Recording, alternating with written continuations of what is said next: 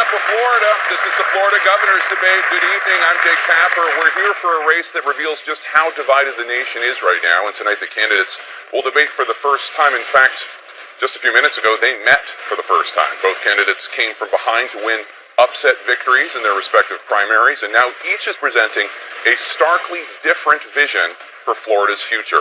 Please welcome former U.S. Congressman Ron DeSantis and Mayor Andrew Gillium of Tallahassee.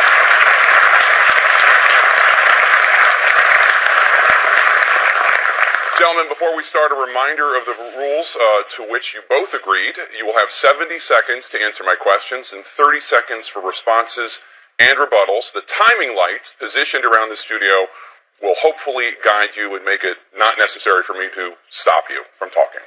Let's begin with opening statements. Each of you has 1 minute. We're going to start with Congressman DeSantis.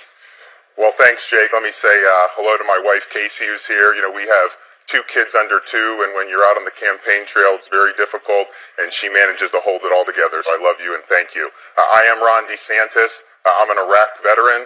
I'm a former prosecutor, and I'm on a mission to protect Florida's future for a generation. We need to protect the economic momentum that we've enjoyed, but you can't do that if you do what Andrew wants to do, which is to raise taxes 40% and introduce a lot of new taxes that will stop our economy, that will cost jobs. I also think we need to protect our environment and clean our water, restore the Everglades, and fight red tide. I've been endorsed by Everglades Trust. I'm the guy that can get that done. And I also want to protect our communities. That means standing with law enforcement. That means fighting sanctuary cities. That means not allowing the opioid peddlers to get their way. Look, Andrew's a failed mayor. He's presided over a crime-ridden city. He's involved in corruption. He's not the guy that lead our state. I've worn the uniform. I've protected our communities. I've stood for taxpayers. As governor, I'll stand for you, and I will protect Florida's future. Mayor Gill? Indeed. Well, that was a mouthful. My name is Andrew Gillium. In addition to being the mayor of Florida's capital city, I'm the proud husband to my wife, RJ, who's here this evening. Dad to my 3 children, Davis, Jackson, and Caroline. Son to my mother, Frances, who was a school bus driver while I was growing up, and my daddy, Charles, who was a construction worker. The 5th of 7 children and the first of my siblings to graduate from high school and the first to graduate from college. I'm here this evening standing for anybody who has ever been told that they don't belong, that they didn't come from the right background or the right pedigree. I'm here fighting for everyday Floridians so that this is a state that works for all of us again. I'm honored to be the Democratic nominee for governor, but more importantly, I'm extremely proud to be a Floridian. And if you give me the opportunity to serve, I promise to work every day on behalf of everyday Floridians. Thanks, and I'm looking forward to a very engaged conversation. Thank you to both of you. Congressman DeSantis, Florida is still recovering from the devastating impact of Hurricane Michael, with at least 26 Floridians killed. There is a scientific consensus that warmer waters from climate change are making hurricanes stronger, as well as a stark warning that the world just received from the United Nations about climate change. You recently said that you're not a climate change believer. You're not a climate change denier, but you don't want to be labeled a believer in climate change. Given the threats Florida faces from intense hurricanes and rising sea levels, don't Florida voters deserve to know where you stand on this issue? Well, what I said was I don't want to be an alarmist. I mean, I want to look at this and do what makes sense for Florida. So, for example, for the people of Northwest Florida, I will be there for you. You guys are resilient. You're fighting. This was a terrible storm, and we will rebuild. But I also think you have to just look at facts. The fact is, you look at South Florida, we need to do resiliency. You have more water. You have flooding. So as governor, that's something that I'm going to take on full throttle. What I don't want to do is do what things like Andrew wants to do, which is do a California-style energy policy that will cause our electricity rates to skyrocket 20, 30%. That's going to hurt senior citizens on a fixed income. That'll hurt our blue-collar workers. So let's deal with the issues that we can deal with. I'm somebody who has a plan to fix, to stop the toxic algae that's been spewing into our rivers, to divert that south of the lake, restore the Everglades, and restore Florida Bay. We can get that done. I think I'm the candidate that can get that done. And I think now's the time to do it, because if we don't take action over the next 4 years, I don't know if we're ever going to be able to restore the Everglades to their rightful place. Mayor Gilliam? Well, first, what Florida voters need to know is that when they elect me governor, they're going to have a governor who believes in science, which we haven't had for quite some time in this state. I'm not sure what is so California about believing that the state of Florida ought to lead in solar energy. We're known as the Sunshine State. At the very least, what we can do is be a global leader here. We got to teach the other 49 states of what to do and what it means to have a state that, quite frankly, leans into the challenges of the green economy and builds one, and at the same time builds an economy that lasts. I'm proud that the same week that Donald Trump pulled out of the Paris Accord, I broke ground in my city on a 120-acre solar farm, tripling the amount of solar energy that we produce. We're prepared to lead, and we've done so in my city, and we'll do so for the state. Mayor Gilliam, you have a TV ad calling, quote, toxic air, red tide, and algae blooms here in Florida, an economic and environmental disaster. Obviously, people are getting sick, and marine life is washing up dead on Florida's beaches. You blame in this commercial corporate profits and special interests. Under the Gilliam administration, which industries should be put on notice right now, and what will they have to change? Yeah, well, I'll say first, the industries that need to be put on notice are the ones that have given my opponent over $300,000, some of the biggest polluters in the state. As the mayor of Tallahassee, we have a spray field. When we learned that that spray field was dumping high levels of nitrates into our groundwater and toxifying the Wakulla Springs, we went and began to treat that facility at the tertiary level. The truth is that there is not one singular issue and interest responsible for some of the climate adjustments and some of the blue-green algae. Not only is it agriculture that plays a role, but it's also some of the hyperdevelopment taking place north of Lake Okeechobee. We've got to deal with all of that in this state. And as governor, because these are not the interests funding me, I'm going to have the courage of my conviction to hold those folks who are the biggest polluters accountable and responsible for the degradation of our environment. For 20 years, we've handed over the keys of environmental protection in this state to, quite frankly, again, the biggest corporate polluters. We're going to hold them accountable because this is our air, our water, our beaches, our oceans, and there's not a profit margin in this state big enough to take control of that. Well, that's some interesting revisionist history. I ran in the Republican primary stressing the need for clean water. I stood up to the most entrenched interests in Florida. I had $17 million spent against me, many of that from people who opposed my view on cleaning up our water. I was the one that got White House approval for the federal component of the Southern Reservoir, which we will get online, we will build, because what you need to do is you need to send water into that reservoir, clean it, send it south to the Everglades and Florida Bay, so you're not discharging the polluted water into the Caloosahatchee and St. Lucie estuaries. I'll be able to get that done. Now, Andrew wants to impeach Donald Trump. You got to be able to work with the administration because you have to work with the Army Corps. You got to know the key people in the administration. Otherwise, we're never going to be able to solve the problem. I'm the only guy that can do it. Well, I think it's worth noting that the former member of Congress voted 33 times while a member of Congress against clean water. In Washington, D.C., I think some of the largest environmental groups gave him 3 out of 100. Now, I went to school in Gainesville, Florida, with people who never went to class. They never got a 3. The congressman couldn't do any better than that. So I appreciate the fact that he is an election-year environmentalist. Oh, yeah, right. But his record is going to come to bear in the race because you can't flip what has been 6 years of environmental disregard. Thank you, Mr. Mayor. Go ahead, Congressman. Well, I've been endorsed by the Everglades Trust. That's the gold standard. One of the few Republicans that's been able to do it. I have the scars from fighting this fight. When he talks about these environmental votes, I don't want to shut down like the coal industry in West Virginia. For Florida, I've always been there, whether it's Everglades restoration, whether it's fighting toxic algae, whether it's fighting the red tide.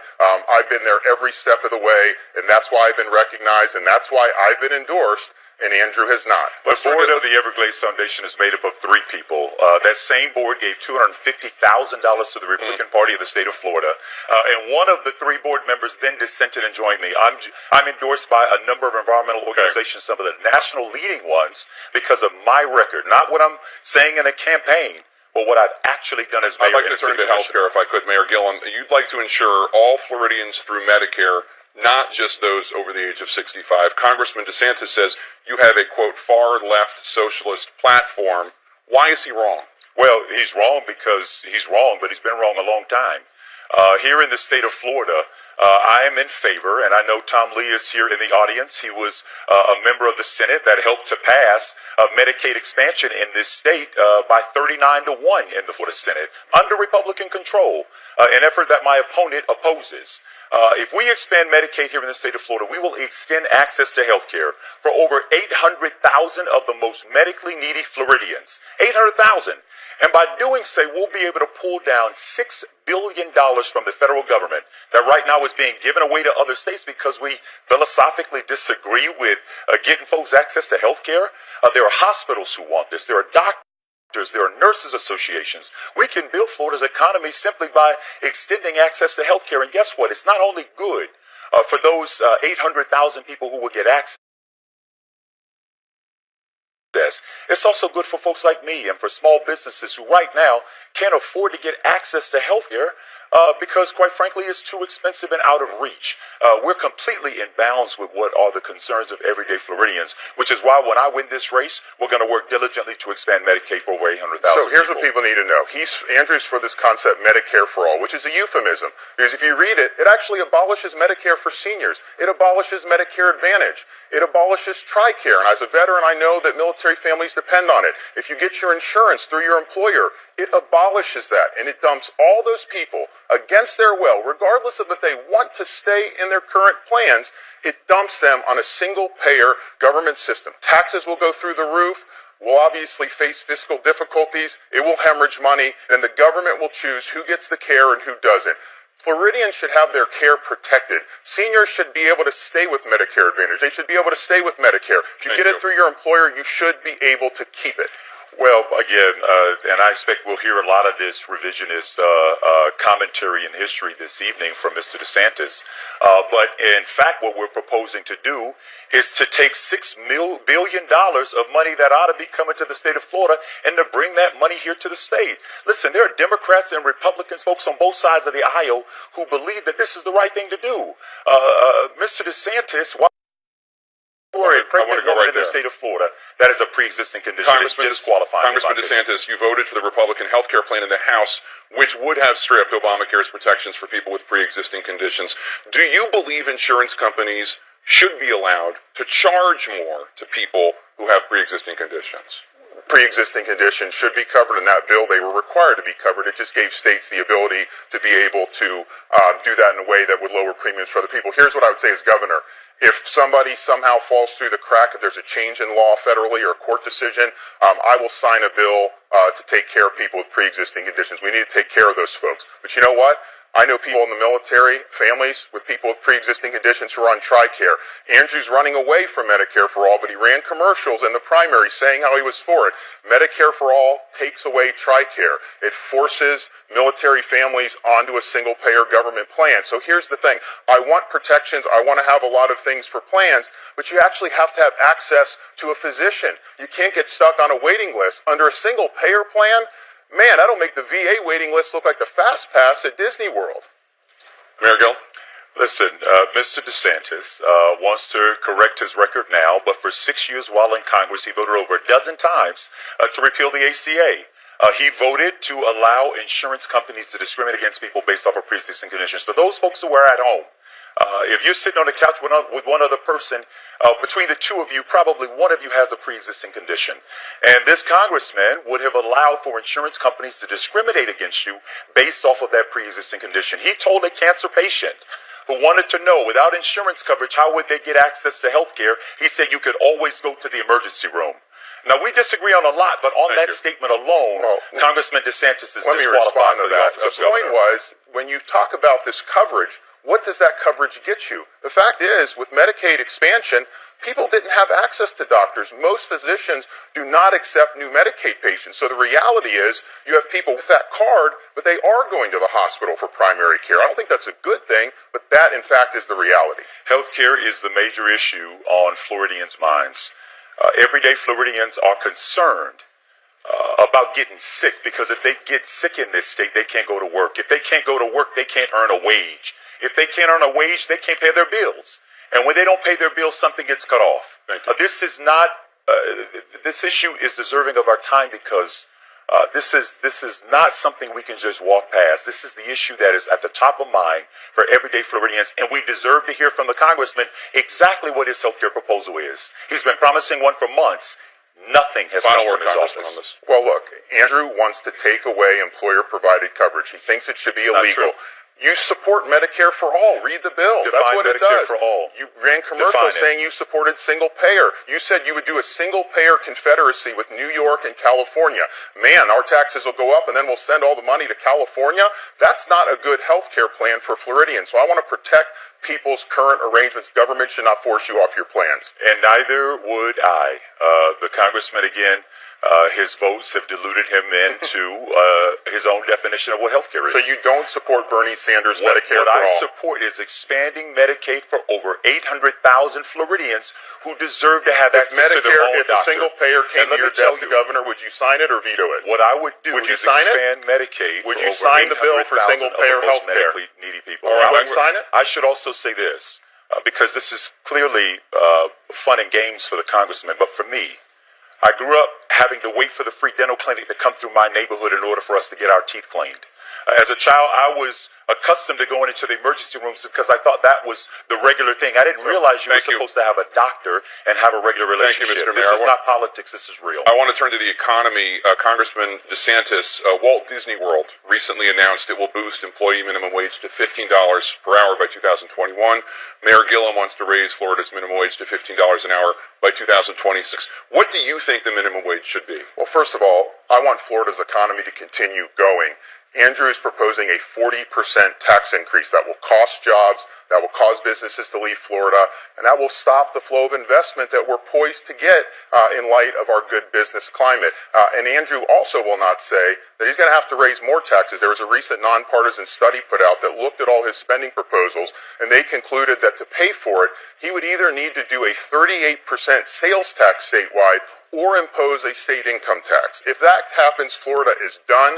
I want higher wages, but the way to do that is to keep taxes low, to keep the flow of investment coming into Florida. I think we can expand in manufacturing. I think we can expand in technology. I think we can expand in finance. That will lead to higher paying jobs. Disney did that because they're doing well. You don't have government mandated. We have it in our state constitution. It goes up with inflation. I think that's the way to go.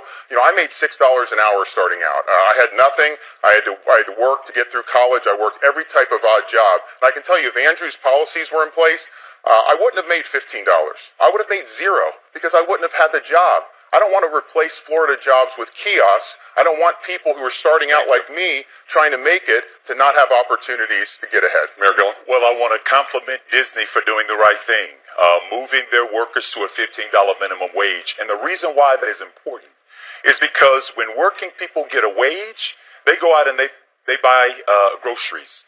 They pay their rent and they pay their mortgage.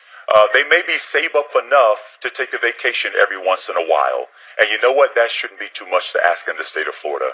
44% of the people in our state, 44, say that they cannot make ends meet at the end of the month. Nearly half the people in this state, of the 67 counties, 36 of them are doing worse today than they were doing in 2007. We've got to build a more robust economy that makes way for people to have one job instead of multiple jobs as a way to make ends meet. Here's the problem, Andrew, this has been tried. Seattle imposed a mandatory $15 minimum wage. What happened? Businesses left the city. People lost jobs. But even the people who did see the bump from, say, $12 to $15 ended up with less take-home pay because their hours got reduced. So it's an incentive for automation, and quite frankly, it'll be an incentive for more people to come illegally to undercut the workers, blue-collar workers' wages. So this has been tried. It has not worked, and I don't want to see hundreds of thousands of jobs lost because of bad policy imposed in addition to his tax increases. So, Mayor Gilliam, let me ask you, you want to raise taxes on corporations to finance your agenda. The Florida economy under Governor Scott added 1.5 million new jobs. How can you guarantee that your proposed tax increase will not halt that growth? Yeah, low-wage jobs under this governor. Let's be clear about what we're proposing, because my opponent and their campaign have pushed out all kinds of false information about what we're proposing. So let's be clear. One, there is not a state income tax here in the state of Florida. I'm not proposing one. In the state of Florida, 97% of businesses don't pay any taxes at all. I'm not proposing to change that. Our proposal is that for the 3% of the wealthiest corporations in this state, 3%, who under the Trump tax scam, supported by my colleague here, walked away with $6.3 billion of our money, working people's money. All we're saying is that corporations can keep $5.3 billion, but we're going to take $1 billion of that and invest in public education in this state. Right now, Florida, teacher salaries average 45th lowest of all 50 states. We're the third largest state in America. 45th lowest. And so what we're also saying is that for our young people who need access to the kind of skills trainings that used to exist, woodwork, shop, mechanical, electrical, technical, we're going to reintroduce that back into our public education system so that we can train the workers that will then go and do these jobs that corporations are Thank you, Congressman. Andrew has a lifetime of supporting higher taxes. He advocated a higher sales tax in Tallahassee on the commission. When he was on the commission, he voted to raise property taxes on middle-income taxpayers, even though he voted to give himself $80,000 in additional retirement benefits, so more benefits for him and higher taxes for you. That doesn't work. And of course, as mayor, he imposed a stiff property tax increase on middle-income Tallahassee folks, and so he supports higher federal taxes. He does support the 40% tax increase. But here's the thing. If you believe with that record that he ain't going to raise your taxes, then I got some oceanfront property in Arizona I'd like to sell you. Well, let me be clear again. The congressman is not well studied on my record. I am the mayor of the capital city of the state of Florida. We are among the fastest growing economies in the state of Florida per capita, one of the fastest growing in the nation per capita. We won during the Obama administration a tech hire designation for the work that we're doing to retrain this generation of workers on the technology related jobs that they need today. The congressman can speak from the cheap seats because he's actually never led a city. He's spent 6 years in Congress, and while in the majority party in Congress, never passed a single piece of legislation. He's not interested in governing, he's interested in destroying. Here's the thing, under Mayor Gilliam's leadership, Tallahassee is the most crime-ridden city in the entire state of Florida. Last year, Tallahassee had the highest number of murders in the history of the city. People don't feel safe in Tallahassee. You have burglaries, you have car thefts, obviously you have violent crime. So he has failed the people of Tallahassee with that record. And he did raise taxes. He didn't deny it. He imposed a stiff property tax increase, even though he voted to give himself tens of thousands of dollars of additional benefits. Mr. Master, so just that the congressman can be aware, we don't collect enough in my city in property taxes to pay for our police department alone. Now, he goes out touting his endorsements for police.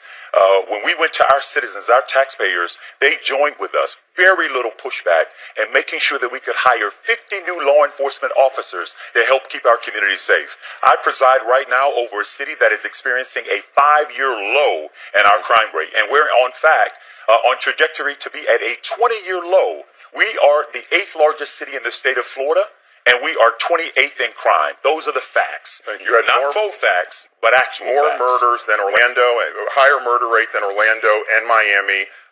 That's just a fact. Tallahassee, neighborhoodscout.com said Tallahassee is one of the most crime-ridden cities of any size anywhere in the country. Well, the facts are the facts, and you're presiding over a very crime-ridden city, Mayor, and it's dangerous for people. I want to bring up an issue that has been plaguing each one of you. I'll start with you, Mayor Gilliam. The FBI has been investigating potential corruption in Tallahassee now for 3 years. The probe appears to include lobbyist and former campaign treasurer for you, Adam Corey.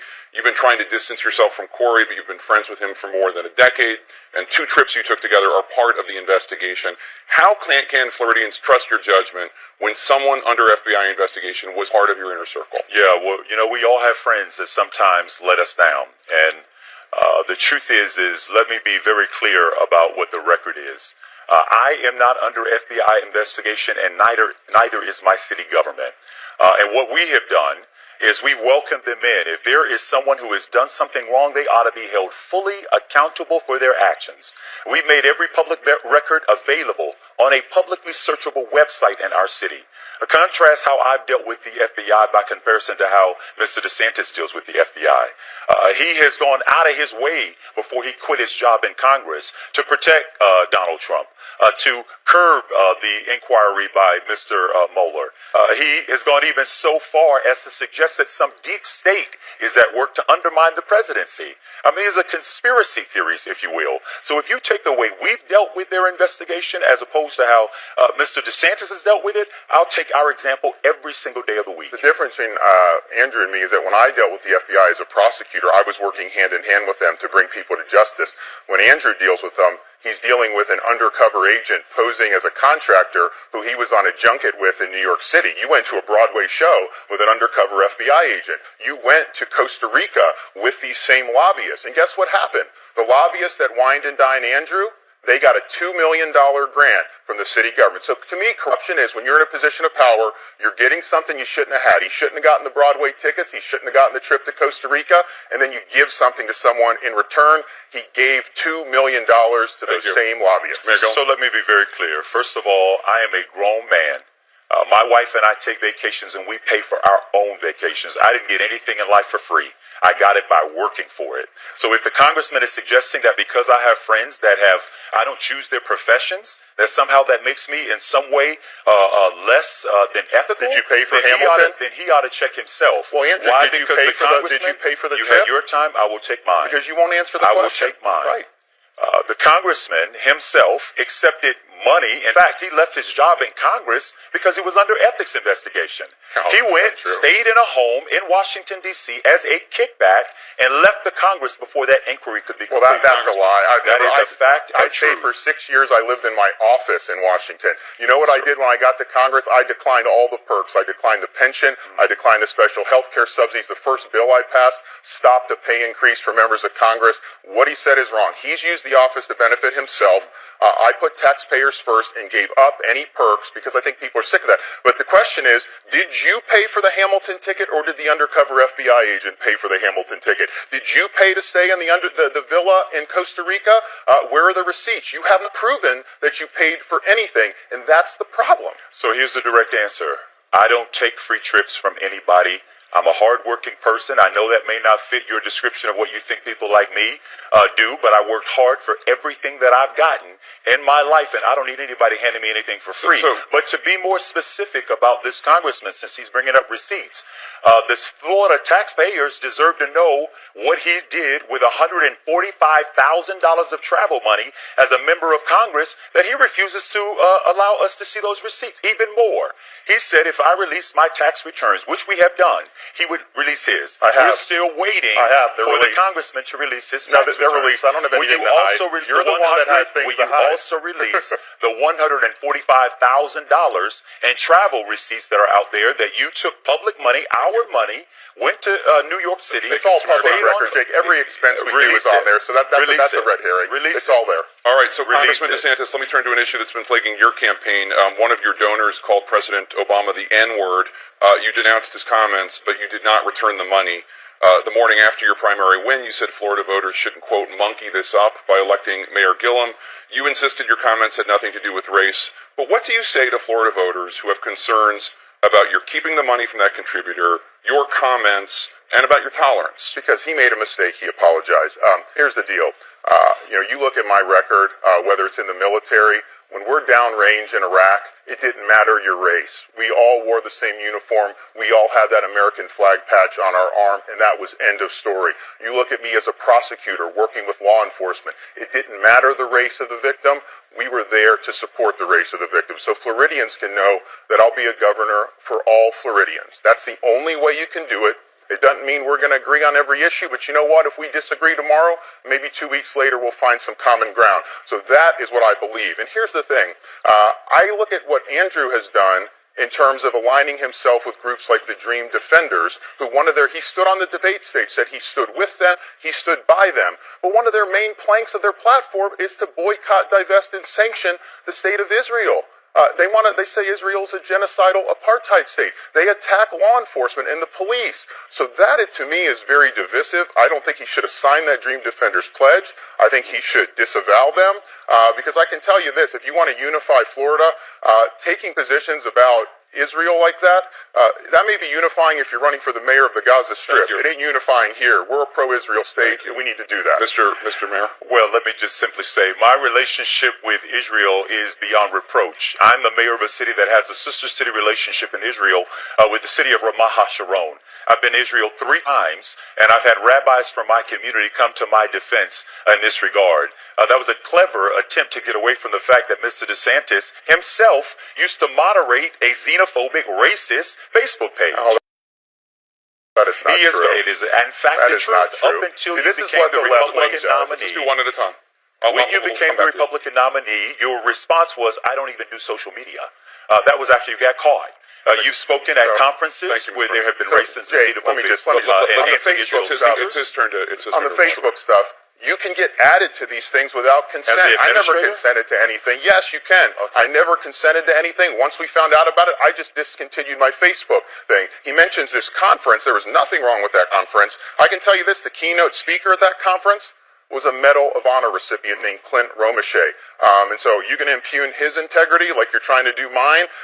You've not worn the uniform. You don't know what sacrifice that takes. That man is an American hero, and I was proud to speak at the same conference that he spoke at. Mr. Mayor? Again, the congressman let us know exactly where he was going to take this race the day after he won the nomination. The monkey up comment said it all, and he has only continued in the course of his campaign to draw all the attention he can to the color of my skin. And the truth is, you know what, I'm black. I've been black all my life. So far as I know, I will die black. But this is the point. The only color that the people of the state of Florida care about is the blue-green algae flowing out of the east and the west side of this state, and they deserve a governor who is going to protect this environment after 20 years of environmental protection. They also deserve a governor who will stand by. Mr. Mayor, thank you so much. They also deserve a governor who will stand by our men and women in law enforcement. And the fact is, Andrew signed a pledge with the Dream Defenders, pledging to support this radical manifesto. If you read that, they are so vicious about hating law enforcement. They say the police and prisons have no place in justice and that law enforcement should be defunded and the money diverted for welfare programs. The people who put on that uniform and risk their lives for us should be applauded. They should not be denigrated by a radical pledge. You should not have signed that. That is a huge mistake. So first of all, I have no idea what pledge he is talking about. The only thing that I said is that as governor, I will not see private prisons operating here in the state of Florida. If you want to know about my record with police, because I've got public defenders and sheriffs all over this state who endorsed me in this race for governor. We hired more law enforcement officers so they could do their job. Thank you so much. We're going to take a quick break. We'll be right back with more of the CNN Florida Governor's Debate. Thank you so much.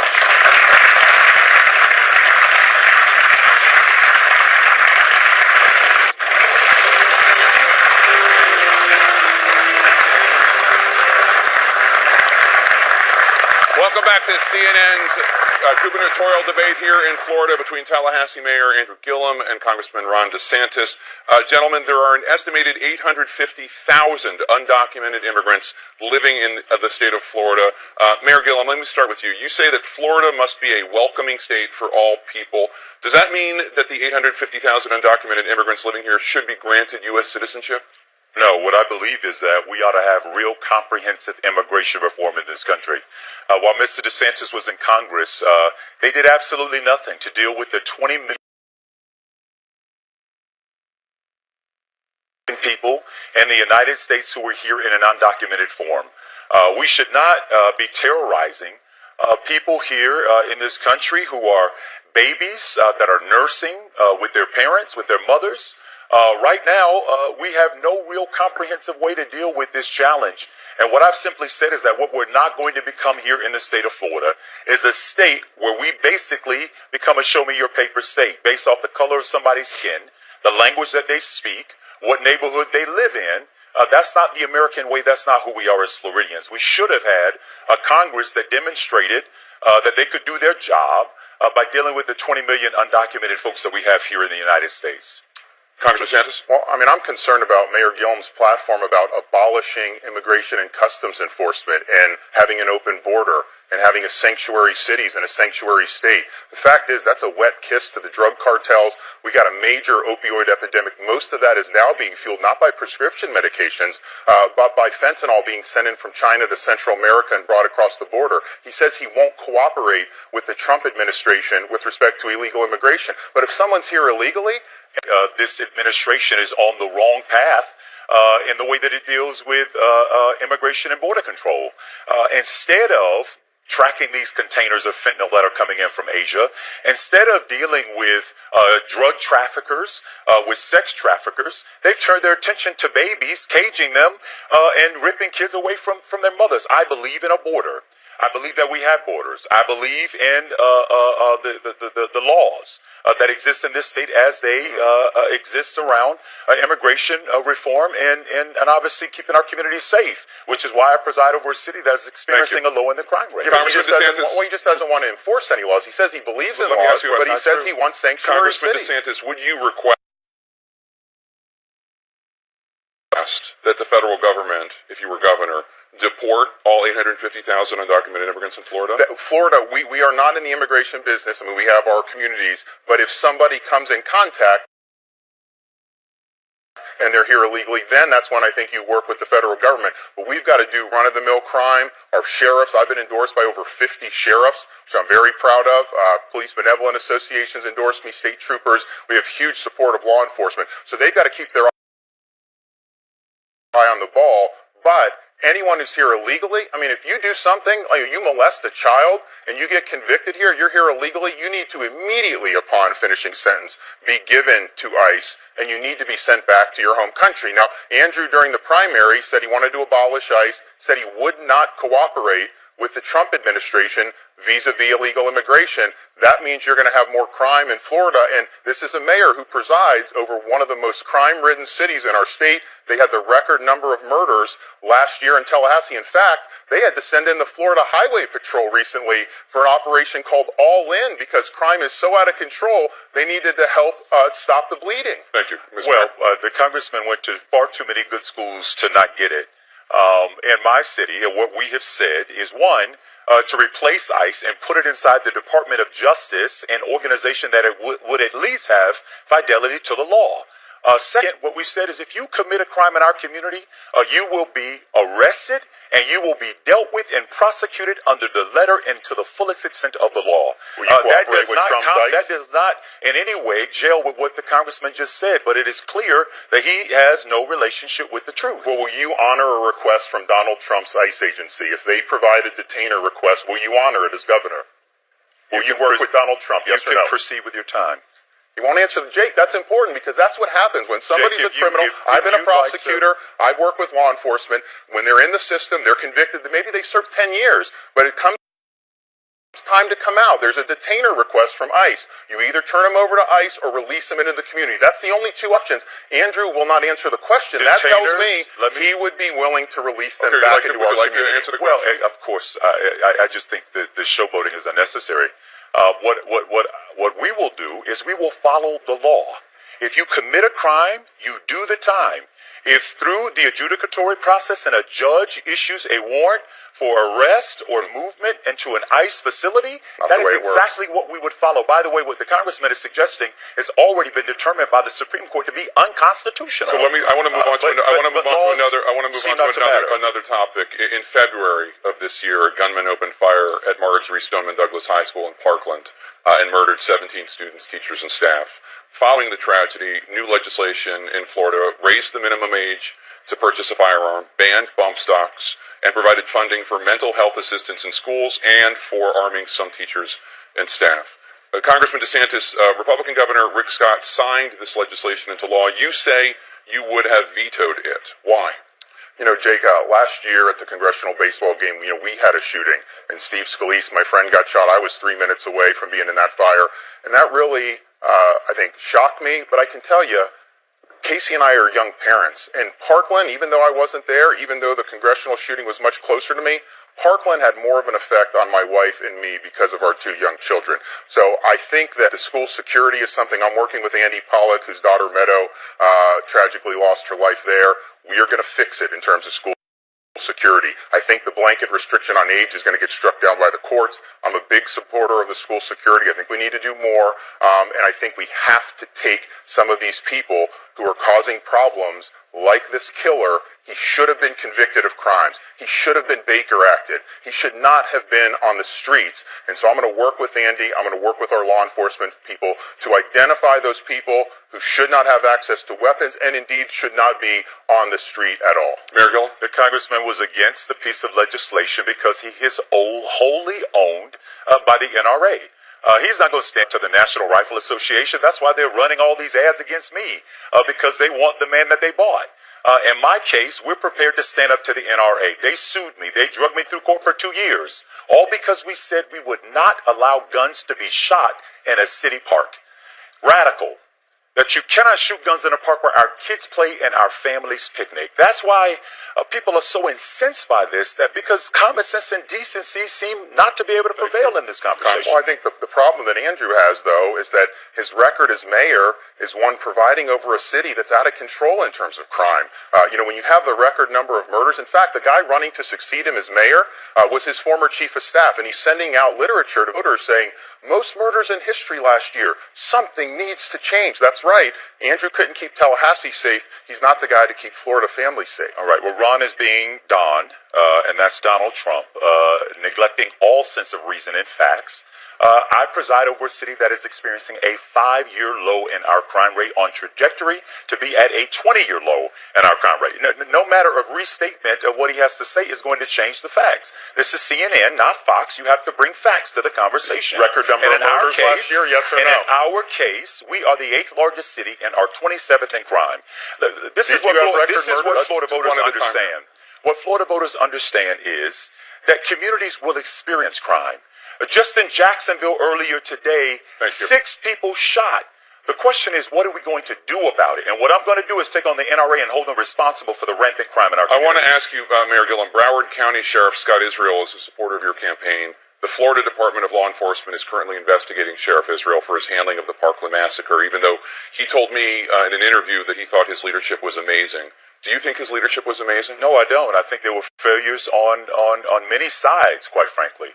I think Scott Israel is independently elected by the people of Broward County, and they're the ones who will have a say about what they think about his job. But more importantly, it is an easy tactic to go after Scott Israel rather than actually taking on the folks who are complicit in the kind of rampant violence that we see, not only in our schools, but in our neighborhoods.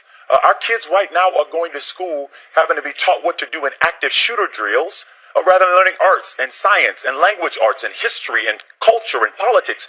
Parents are literally terrified that if they drop their kids off at school, they want to know when they go to pick them up, will they pick them up alive or in body bags. That is unacceptable in this state, and we deserve a governor who is going to stand up to one of the largest and most powerful lobbies who stand in the way of any form of common sense gun reform. Well, the way to keep people safe is to have accountability for the people that let our communities down, our parents. Sheriff Israel let that community down. The school board and the school administrator let the community down. They adopted a promise program which said if a student is getting into trouble, we're going to pretend that he's not committing offenses. That individual should have been arrested. And of course the FBI, who ignored that plea for help from that great lady in January.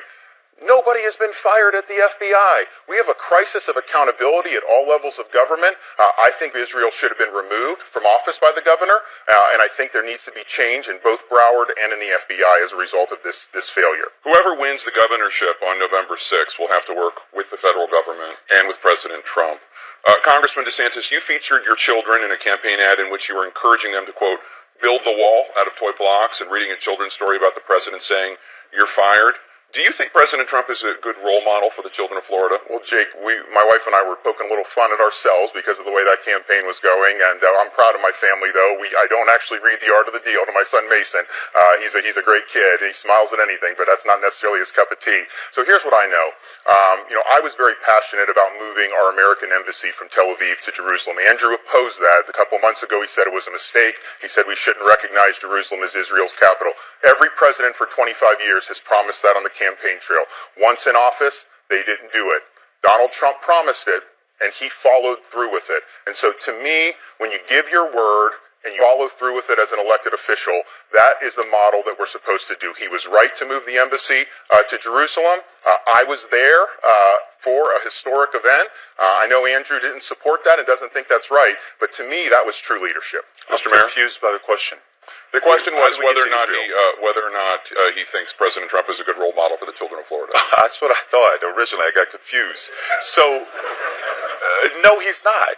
Donald Trump is weak, and he performs as all weak people do. They become bullies, and Mr. DeSantis is his acolyte. He's trying out to be the Trump apprentice. At every turn, he's tweeting him, he's talking to him, he's showing up, he's complimenting him.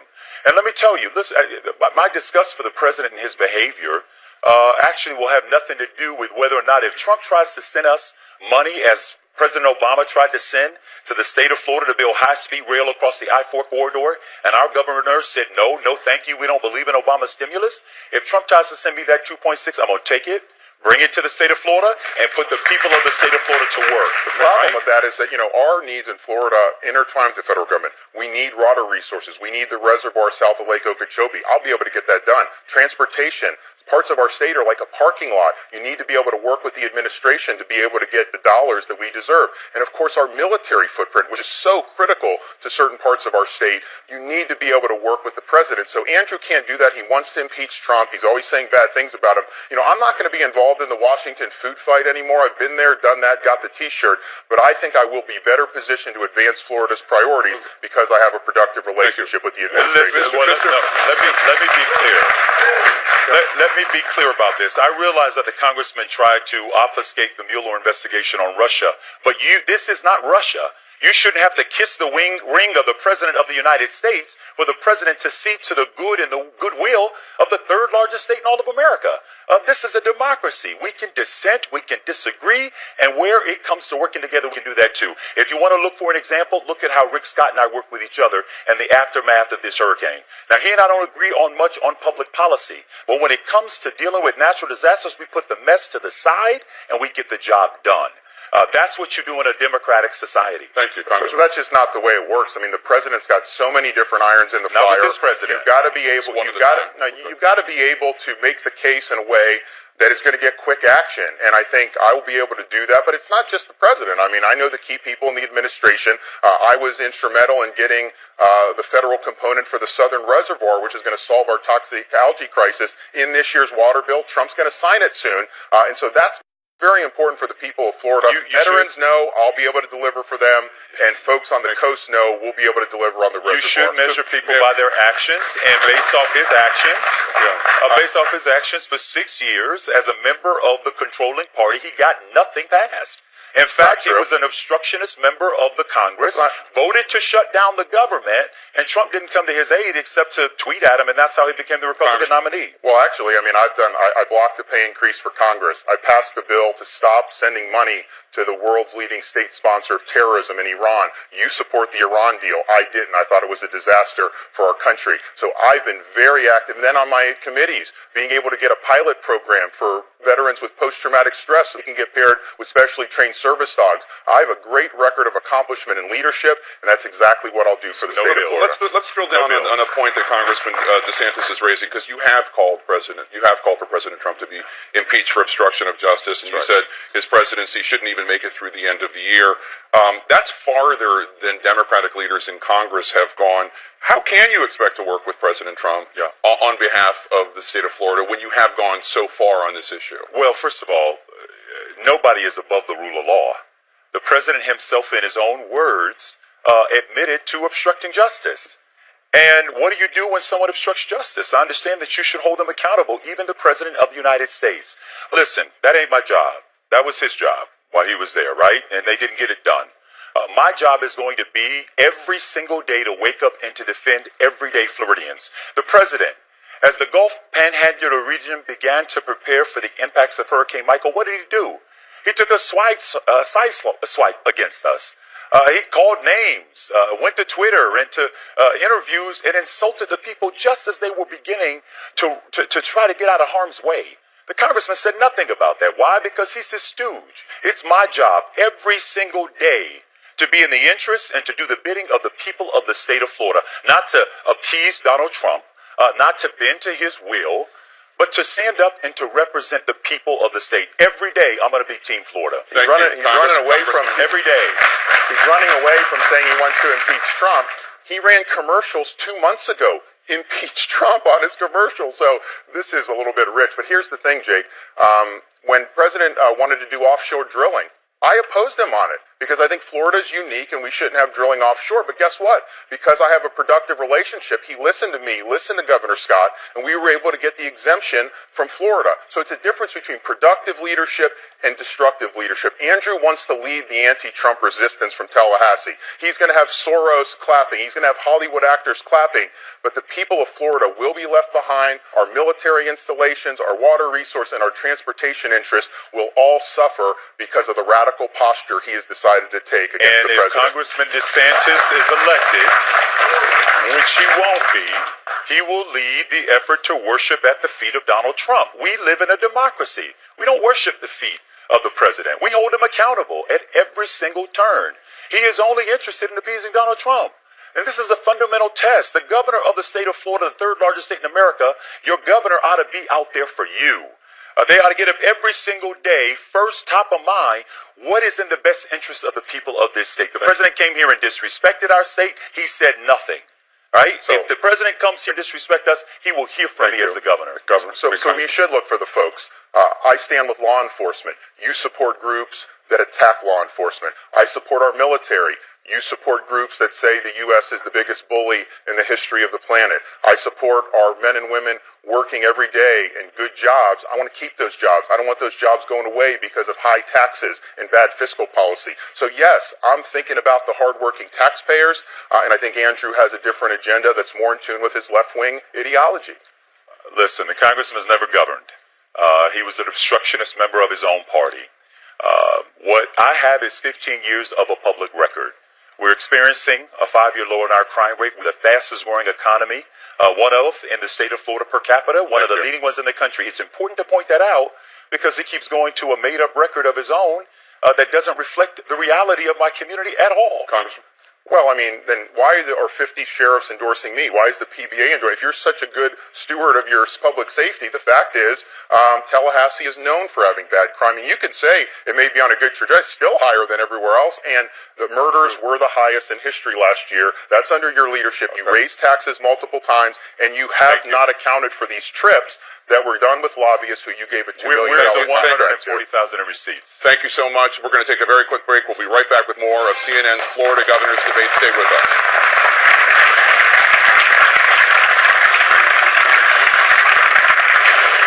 CNN Special Report, Democracy in Peril, The War on Voting Rights, Friday at 10.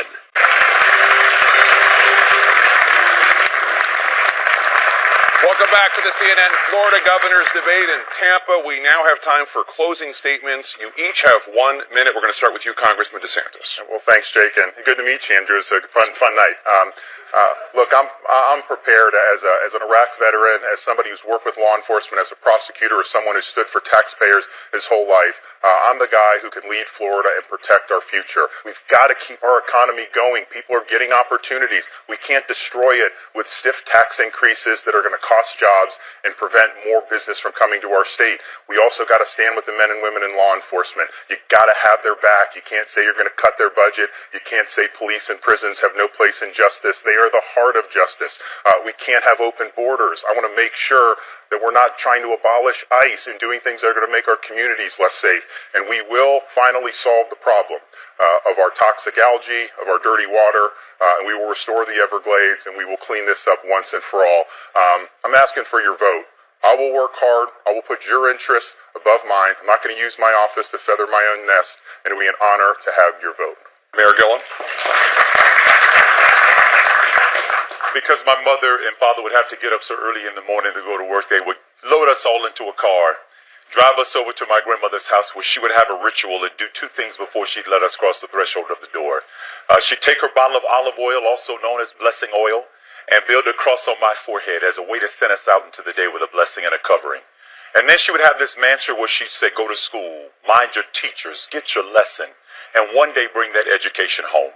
She said, bring it home for your mama, for your daddy, who get out there and work on somebody else's job. Bring it home for your little brother and your little sister. What my grandmother was communicating to me was that it wasn't just about me. It's about all of us.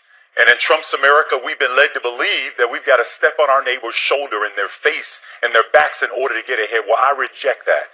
And we have an opportunity on November 6th as a collective, as a state, to say we deserve better. We want better. We want better schools, access to health care, a clean economy, a restorative justice system that works where hand in glove, the community and law enforcement work together for all of our benefit.